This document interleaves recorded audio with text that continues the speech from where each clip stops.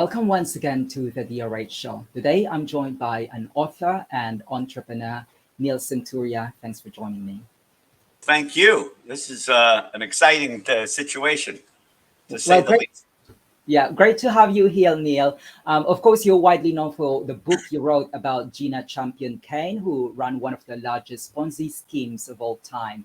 But before we dive into the book that you wrote, let's first talk about you, Neil. So, what's your background, your trajectory in life, and how you ended up doing what you're doing? Well, you have to understand, Dennis, I'm 70. So the trajectory has been long. But I had basically three careers. I spent 10 or 11 years in the movie business. I wrote sitcoms and screenplays. I went to Hollywood. I had been educated in the East. I went to the American Film Institute. Excuse me. And in 1980 or 81, I left Hollywood. I'd had enough of that. It's a tough business. You always have to be begging. And I wasn't the best beggar. I then switched to, I'd gone at night school. I'd gone to UCLA night school. I was in Los Angeles and I got an MBA. Well, I didn't get an MBA. I got like 2/3 or 3/4 of an MBA. I got what I wanted, which was the education. And I went into real estate, both brokerage and development. So starting in 1980, I went into real estate. And over the next 13 years, I worked at a savings and loan. I made some brokerage relationships. And ultimately, I ended up becoming a developer. And I built almost 2 million square feet of real estate, hotels, office, condominiums, even a parking garage. So you name it. In 1993, 94, the world was kind of ending for real estate. And I had met a fabulous woman whose name is Barbara Bree. She ultimately became my wife. She was the head person at an organization in San Diego called Connect. Connect was an incubator. This is long before incubators became a fashionable word. And this was the idea in San Diego, was to connect entrepreneurs and capital and innovation. And she was running this joint. And one thing led to another. And I began to ask her if she'd go out with me. She said yes by mistake. And I then became interested in technology. And beginning in 95, she and I started our first company. The company was called Atcom, ATCOM. And what it did was it provided software for high-speed connectivity in hotel rooms. Now, you got to remember, in 1995, that cell phone, it didn't, you had to dial up, you had to use a modem, a router, and it was a complex situation. We built it originally to do it as getting your email at an airport. It's really a quick story. So this is for all entrepreneurs listening, regardless of whether you write a book or not. You need to do not let reality stand in the way of your success. By that, I mean the following. So we start this company and you got to do some PR. And we decide that we're going to make the first kiosk is in the shape of a pyramid. We actually design, we hire somebody to design, draw a picture, this is often done, of this pyramid with the screen and the keyboard. And we get we're really lucky. Our PR lady gets the last page of Business Week. On the last, this is 1995, and Business Week, the last page was coming soon. So there's a little bitty thing in the bottom left, says coming soon, email airport kiosk coming to you. Oh, that's great. Sure enough, about 4 weeks later, this is unbelievable. I got a phone call. Actually, my assistant, who's the same assistant I still have, we've been together 30 years. Her name is Nicole. She gets a phone call from a guy in Dallas. I forget his name now. And he says, I'd like to talk to Mr. Senturia. I want to buy some kiosks. And she assumes, rightly, that this is a prank call. And she gets his number and she gives it to me. And I call back and they answer the phone, GTE, which was General Telephone and it was a company in Dallas, GTE, I think it's correct. So the guy's on the phone. He says, I love it. I want 20. Now, you got to understand, we had none. We didn't have any. Okay. We had made this up. I mean, we were building some software, but We hadn't built anything, and he ordered 20. He says, I said, great, I can do that. He says, when can I have them? This was January. I said, May. He says, May will be okay. Done. Hang up the phone. Now I've got an order for a company that just barely was started with software that doesn't yet work, with a kiosk we've never built, and I owe 20 of these for a guy in Dallas. Because now I remember his name. His name was Gary Avery. So that's how sort of you start in the entrepreneur business. After that, I invested in, and we sold it. We made some money. I invested in and started another 7 or 8 different companies over 20, 25 years. I now invest in a couple of companies, and I have one last company. We'd sort of retired. One last company, one last chance. You know, it's hard to. I'm not into the retiring racket, so it's kind of hard. And this one's called the Impact Collective. Impact Collective, and what we do is we have software that takes art from nonprofits and creates NFTs and increases their donor base. We're like a platform for the connection of donors in the nonprofit space and the art and artists that they are creating or are contributed. And this replaces the chicken dinner. So the chicken dinner is $1,000. You go, you get your swag bag, and you're done. And what this does is it creates recurring revenue for the nonprofit, because obviously the NFTs get sold and resold and resold. And this revenue comes back to both the nonprofit and the artist. So in effect, it's the first time that nonprofits have thought about what all software companies think about, which is recurring revenue. And that's how I ended up where I am today, which is I'm the CEO of the Impact Collective. However, I told you that I'd spent 15 years in the real estate racket, and that is where we had met Gina, because she was a very active female woman developer in downtown San Diego. Mm-hmm. Now let's talk about your book. Of course, you wrote a book about Gina, and you kind of given us a sort of a background how you and Gina met together. But essentially, what is the book about, and who's your target audience? Well, let's answer that a little differently. On August 28th, 2019, the SEC files a complaint against Gina for fraud and money laundering and a Ponzi scheme. And I turned to my wife sometime in September, a couple of weeks later, and I say, this is a great story. I mean, this is a story of a woman in a man's world. This has had a bunch of enablers and bundlers and Chicago title. There were crooks running around like mad. She didn't do this all by herself. I thought it would be a great story. And that was the end of it. I think we might have sent her an email that said, I'm sure this is a difficult time. We wish you well. Very benign. In February of 20, I get an email from Gina. Now, I also write, and have been for the last 11 years, I write a column for the newspaper, the San Diego Union-Tribune. It's called I'm There For You, Baby, The Entrepreneur's Guide to the Galaxy. And it runs on Mondays on the front page of the business section. And I've written like 490 of these columns.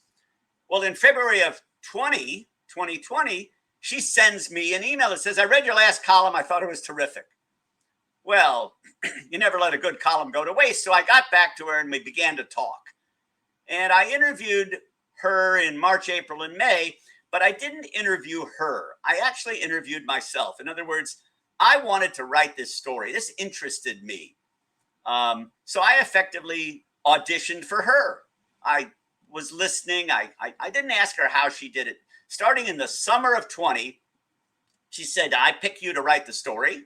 And so for the next 4 or 5 months, we met twice a week and we talked. And I basically listened, asked questions, and I began to write the story. And ultimately, my wife, Barbara, began to add value in November and December. She'd been running for the mayor. She ran for the mayor of San Diego and lost to another fellow. No comment. So the two of us together did it as a book about as told to. So we basically listened to Gina's story and we wrote it down. But along the way, we commented and added input and talked to other people. So it wasn't just an I told you story. It had, we hope, multiple stories of other people who interacted and talked to her and met her. And I would say she's sort of like a prism, which is It depends on how you view her as to what you see. And we found it to be an interesting story. Mhm. And and of course, you've known you've known Gina for quite some time. I think you've known her for about 20 years. Yes. But based from the time that you knew her, does she have any type of personality disorder to your recollection that would make her believe she could pull off this Ponzi scheme? Now, that's a really good question, Dennis. The answer is no, none of it was visible. So it's kind of interesting. The dilemma that Gina faced, I think, is similar to one that many people face, which is there's a mismatch between her public perception, the public perception of her, and her own reality, and her view of her own reality. So there's really a triangle. And by that, I mean in 2005, 6, 7, she was a rock star in this town. You know, they even had a Gina Champion-Cain day. She owned a dozen restaurants. She had 2 or 3 retail shops. She was a force. She was on the downtown partnership. She was on the board of USD. She was an amazing person publicly. And one of the problems we all face is, you know, when you go home at night, the world thinks that you're wearing and you look like and you're famous and rich and powerful, and you go home and it's a 1-bedroom apartment in southeast London. I don't know. I mean, there's a mismatch, and how people, how individuals sort of come to terms with accepting who and what they are, and whether or not they allow it to be in conflict to what the world perceives. That's a hard one for her. So she wanted to be the thing that people thought she was, and she really couldn't do that. She came along at a time in 2000, this is 2010, 11, very hard for real estate. She couldn't get any deals done. So the world thinks of her as famous and successful, and the reality is they didn't have any deals. She was struggling. And the one deal she did do, though it's in the book, it's the very first deal. She buys a piece of apartment, a piece of land, an old restaurant. It's called the Patio on Lamont Street. It's in Pacific Beach here in San Diego. And she buys this piece of land, a deal. She gets an SBA loan. She's good at that. And she had built the House of Blues. She was a very competent developer.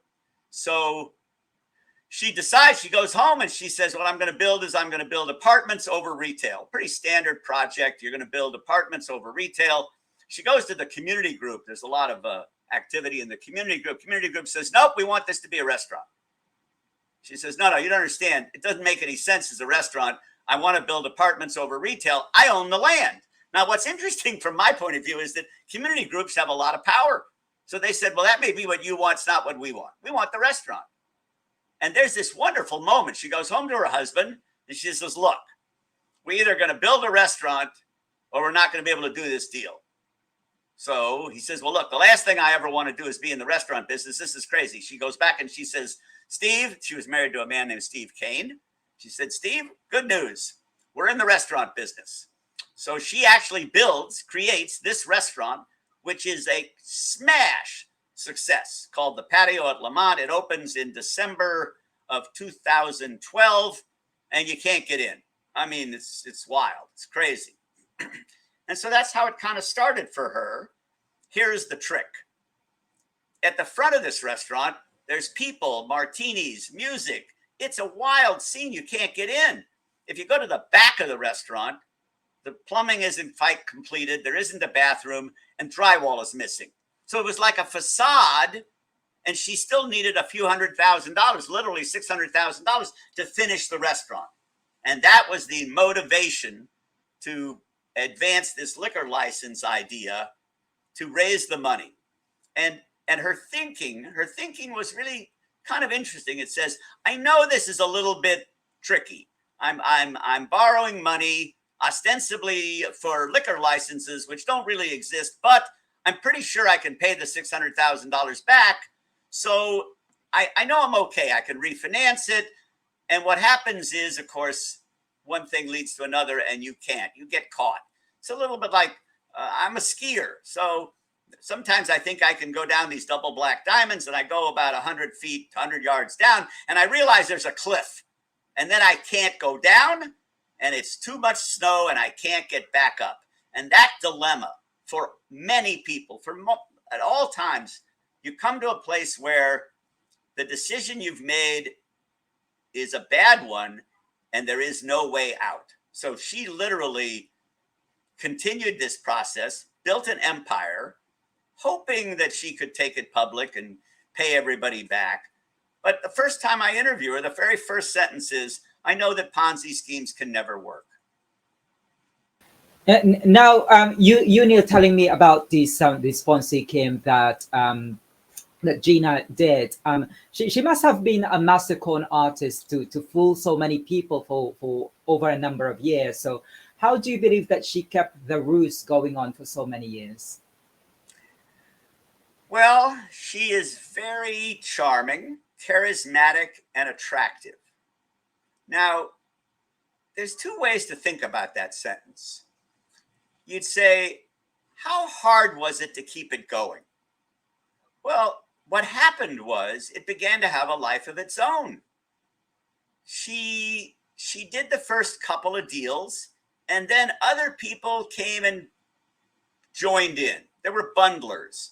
People said, oh, this is great, 12%. This was in a world that was a 2% deal. It was at Chicago Title. It was in an escrow. It was safe. And all of a sudden, other promoters went and raised giant amounts of money. So it's an interesting, you'd say, why was it so hard? No, you'd ask it, why did it last for so long? Well, it lasted because nobody wanted it to end. It's a little bit like when I told you I went to film school. So the very first movie I ever made, I talked my way into a hot dog factory, a sausage making factory. And I made a documentary, 20 minutes, on how hot dogs are made. Well, let me tell you, if you've been to the ball game, hot dogs are terrific.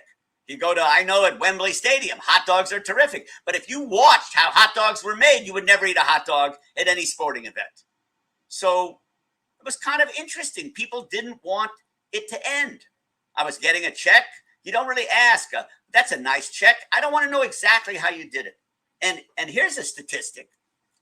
The total in and out money was $400 million, largest woman-run Ponzi scheme in American history. I mean, she didn't do things in a small way. Of the 400 million that came from approximately 380 investors, entities. And of those, she personally knew about 60. Huh? In other words, about 20% of the people were her friends. She'd call up a friend to invest. I mean, she conned people, that's true. But another couple of hundred people she'd never met. They just showed up. Checks would show up at Chicago Title that said the Gina deal, put it somewhere. People sent checks to the wrong banks. They sent it to Bank of California by mistake. It was supposed to go to City National at Chicago Title. It was craziness. So why was it so hard? Because sometimes people don't want it to end. It turned out, like all things, it was eventually uncovered by a whistleblower. Whistleblower got a deal, and it's in the book, and he goes through it, and he can see that it makes no sense. I mean, it was an impossible deal. You were basically financing liquor licenses that didn't exist. It was like going to a slot machine and hoping to get 3 lemons. It was crazy. It is really crazy, but eventually she got caught. So what's her sentence? Well, that's another interesting story. So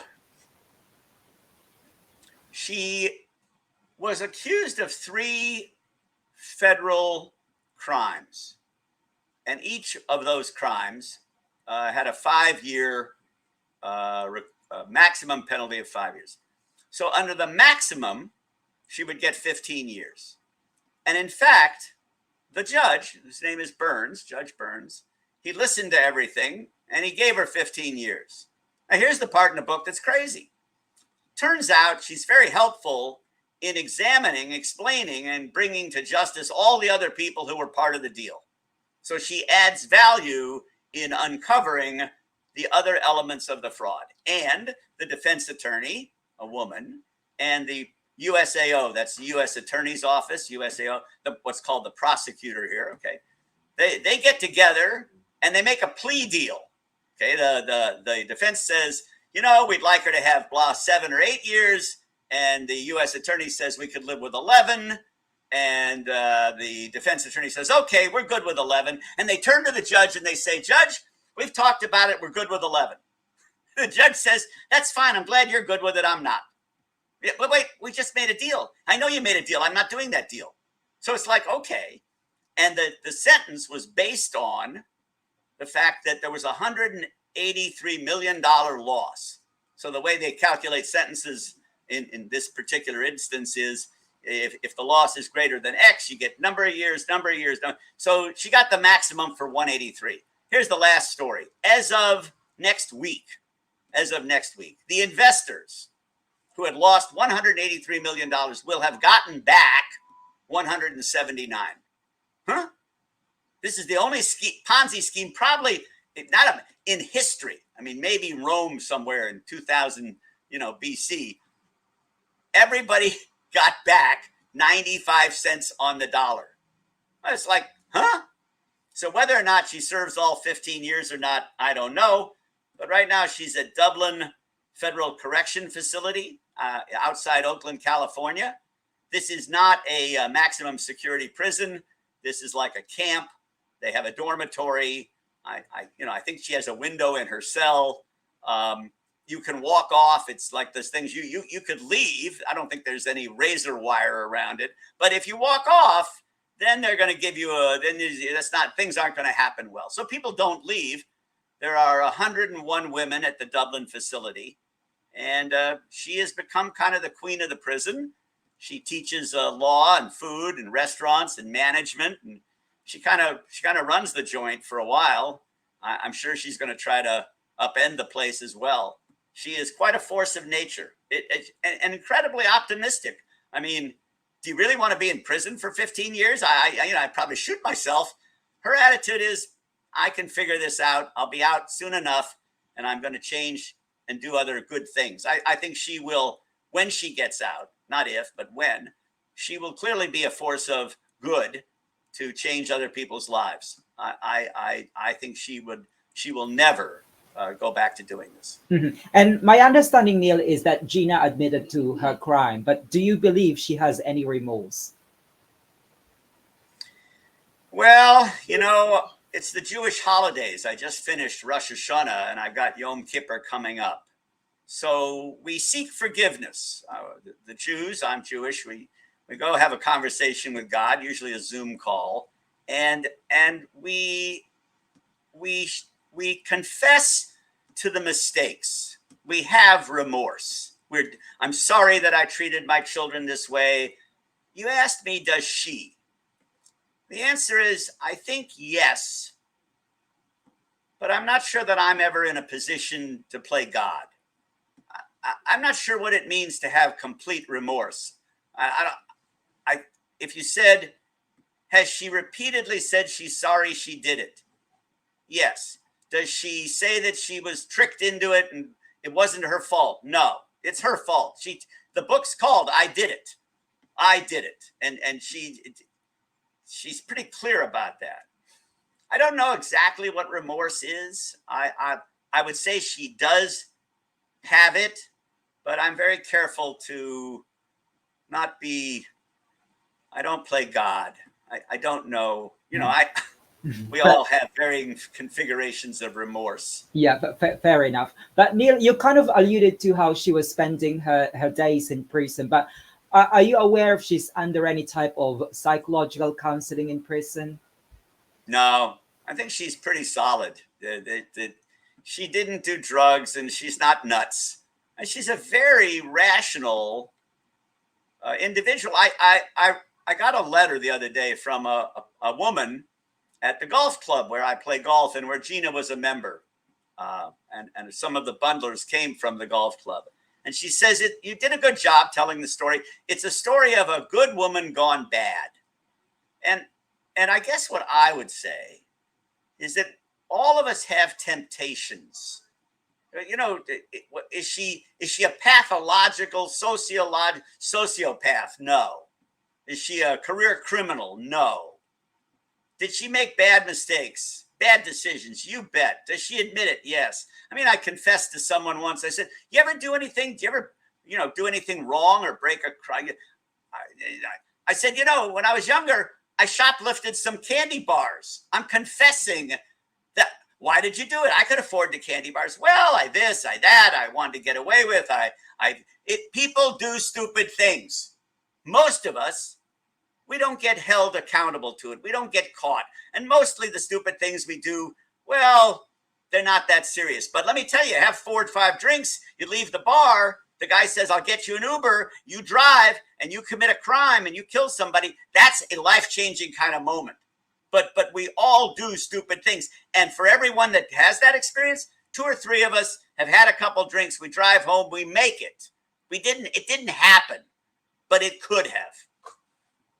And once she is released from prison, did she share to you any plans of what she will be doing with her life? Yeah.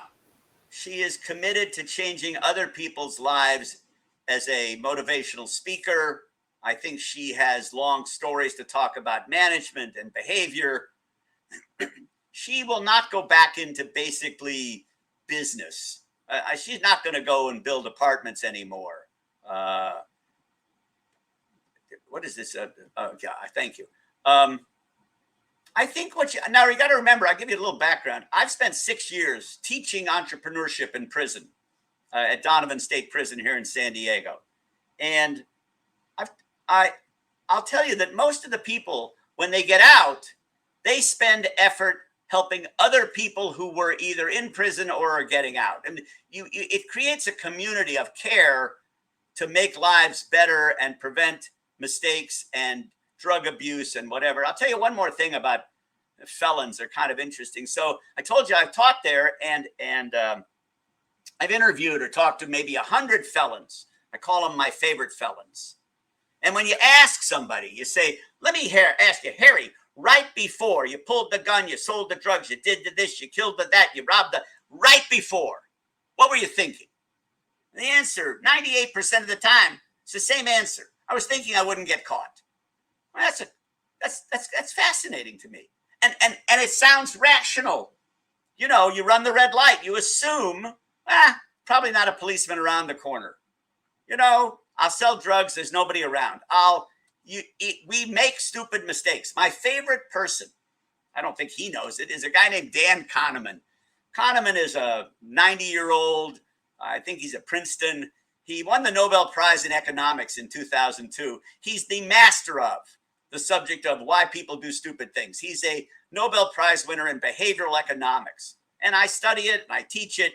And I've had 30 plus years of psychoanalysis. I mean, I'm fascinated by why people do stupid things, including yours truly. It's not so easy to be rational. We say, I'm going to act in a rational way. Yeah, but your version of rational and my version often are not the same. Absolutely. And Neil, over the course of years that you've been communicating with Gina, is there anything that you learned from her that the media may not have reported on? Well, there are lots of depositions and the media. You say, what is the thing?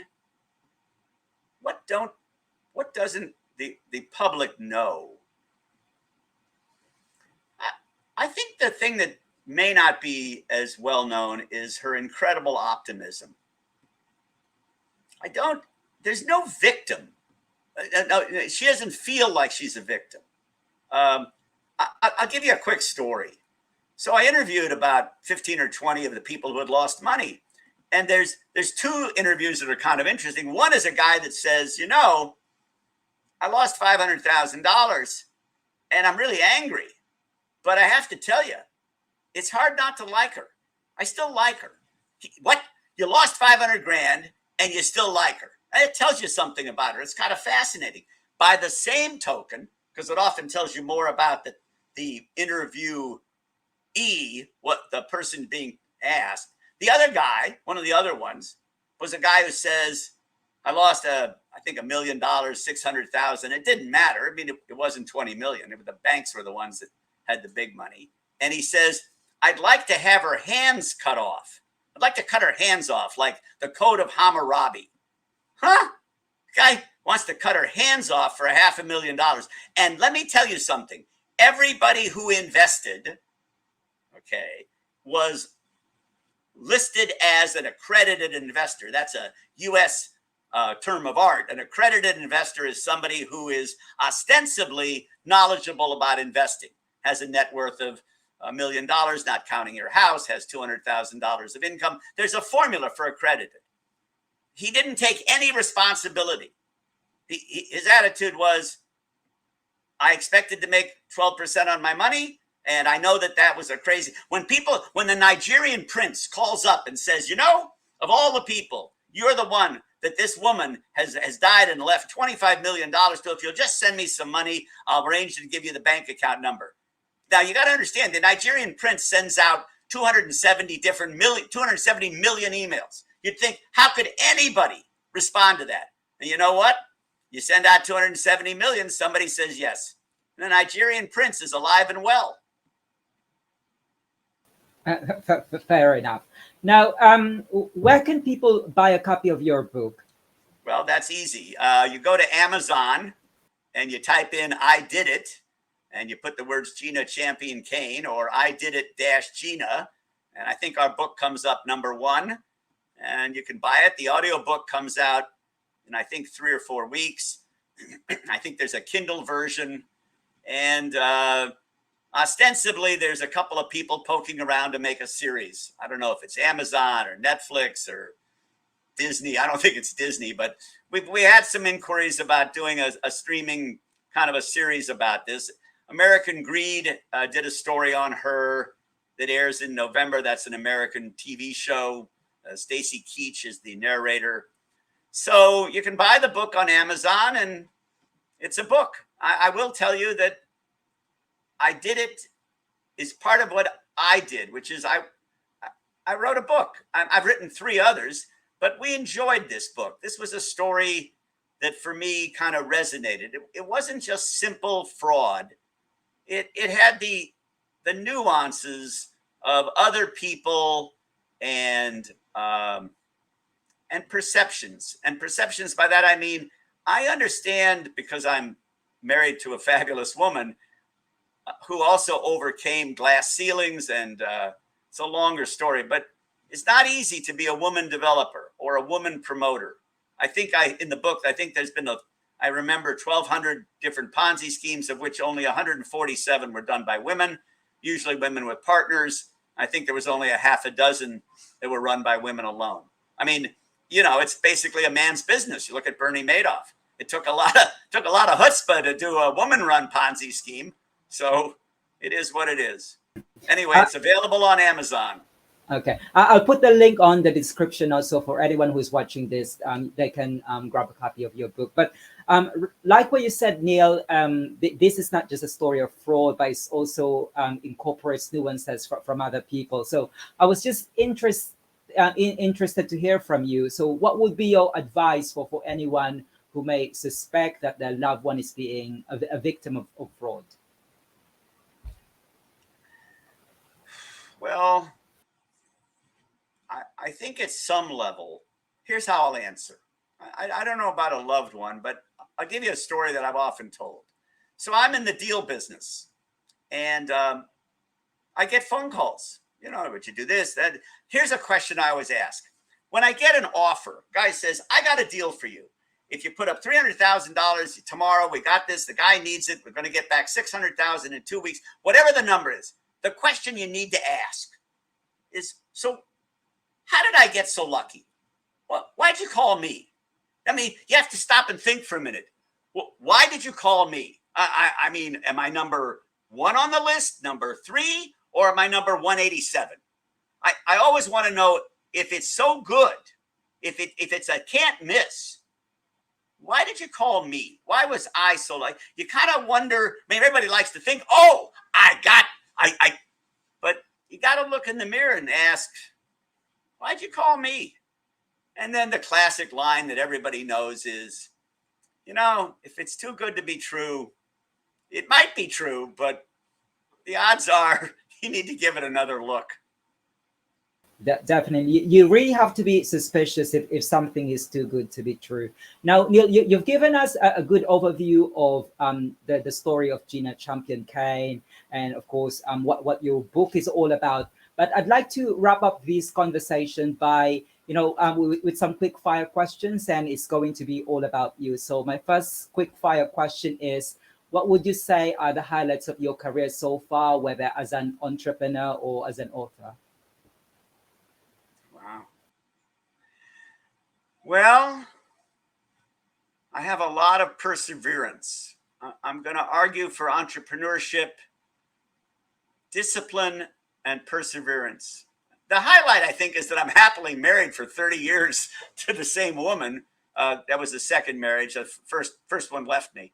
I traded a Wharton MBA for a Harvard MBA, but I don't spend too much time on prizes, so to speak. I think if you could do a life well lived, and I spend a lot of time now on other people. So this new company is involved in helping formerly incarcerated individuals. I'm interested in nonprofits. So I've been fortunate. I've had financial success. I've had emotional success. I've won prizes and blah, blah, blah. So it comes to a time that for me, the most important thing is with whatever's left, so to speak, I'm playing the back nine now, and there's only 9 holes left. So I intend to make the most of them for other people. I don't need more for me. Okay. And what were you afraid of as a child? Oh, I didn't like being confined. I don't do well in small spaces. So one of my traits, I guess, is my wife will put up with it. I always sit sort of like Wild Bill Hickok with my back to the door. I want to have an exit route. I sit in the back. I need a place to escape from. I think because my parents may have locked me up in a closet, so I don't know all the psychiatric issues, but I don't like being in a place where I can't get out. For example, if there's 85,000 people at Wembley, I'm probably going to watch it on television. And what is your favorite word in another language? Oh, hola. I'll give you 2 words. Hola is hello. Sure. And in the other language, which is Hebrew, it's shalom. And shalom is a fascinating word because the word is translated as peace. Okay, it's peace. But the nuance of peace, not just peace between warring countries, peace in your life, peace is a fascinating, I just came from synagogue the other day, and there was a whole discussion of that word is been looked at and translated by rabbinic scholars for millennia, not just a few years. So my favorite word, what I'd like in my life and for others, is shalom. Okay. And finally, Neil, if you weren't an entrepreneur or an author, what would you have pursued in your life? There were 2 issues. My father was a physician, so I didn't really know that Wall Street existed. If I'd known that there was Wall Street, I'd have gone to Wall Street. I could have made $1 billion. But failing that, if I had to come back as somebody, I want to come back as an attorney. I don't want to be a corporate attorney. I want to be a defense attorney. I want to be Melvin Belli. I want to be the guy that stands in the courtroom and makes the case for the little guy who's getting screwed over. And so to that end, one of our nonprofits that we work with for the Impact Collective is the Innocence Project.